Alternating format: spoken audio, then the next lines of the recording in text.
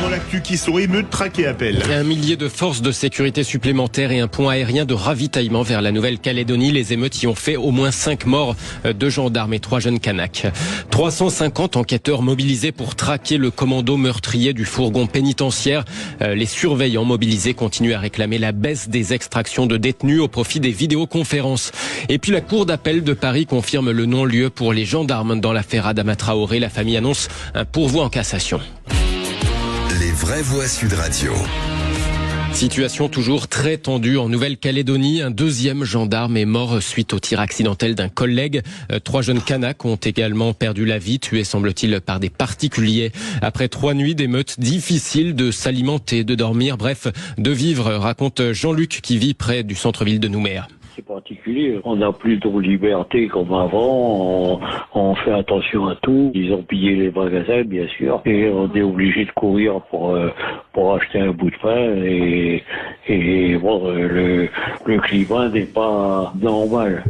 Témoignage recueilli par Clément Barguin pour Sud Radio. Le gouvernement annonce l'envoi d'1 millier de forces de sécurité supplémentaires en Nouvelle-Calédonie, en plus des 1700 effectifs déjà sur place. Le Premier ministre Gabriel Attal promet de rétablir l'ordre. Il l'a dit à l'issue du Conseil de défense et de sécurité nationale. Le président de la République a demandé la plus grande fermeté à l'endroit des pillards et des émeutiers. Une circulaire pénale sera donc publiée par le garde des Sceaux dans les toutes prochaines heures pour garantir les sanctions les plus lourdes. Nous avons pris des décisions relatives à l'approvisionnement logistique de la Nouvelle-Calédonie. Un pont aérien est mis en place pour évidemment ravitailler la Nouvelle-Calédonie des denrées et des matières absolument essentielles, garantir la continuité des services de soins et évidemment l'approvisionnement alimentaire de l'île dans les prochaines heures, les prochains jours. De son côté, le ministre de l'Intérieur, Gérald Darmanin, accuse l'Azerbaïdjan d'ingérence en Nouvelle-Calédonie, le territoire où par ailleurs le gouvernement interdit TikTok après la mise en place de l'état d'urgence, réseau social qui servait aux émeutiers ces dernières nuits.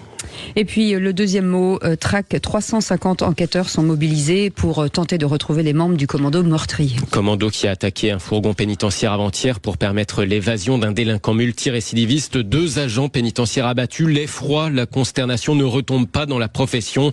Les syndicats reçus par le garde des Sceaux hier se disent mitigés face aux promesses du gouvernement pour améliorer leur sécurité. Certains ont maintenu les blocages.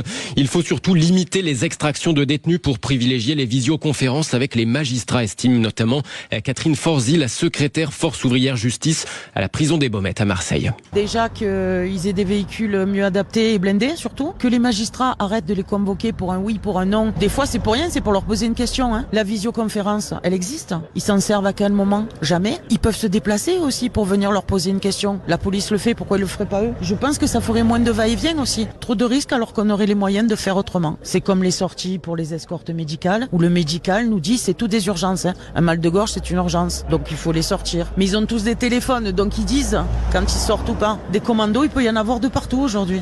Catherine Forzy de Force ouvrière justice au micro Sud Radio de Lionel Maillet. Troisième mot, appel. Les magistrats ont confirmé le non-lieu des gendarmes dans l'affaire Adama Traoré. Oui, la famille Traoré d'ailleurs annonce ce pourvoi en cassation après cette confirmation du non-lieu pour les gendarmes qui ont interpellé cet homme noir mort en juillet 2016. Adama Traoré devenu emblème des accusations de violence et de racisme contre les forces de l'ordre. La cour d'appel de Paris donc confirme ce non-lieu. Nouvelle étape judiciaire dans cette affaire très médiatique qui a donné lieu à beaucoup de manifestations derrière le fameux comité Adama et sa figure de proue. Assa Traoré, la sœur du défunt, famille qui va donc se pourvoir en cassation.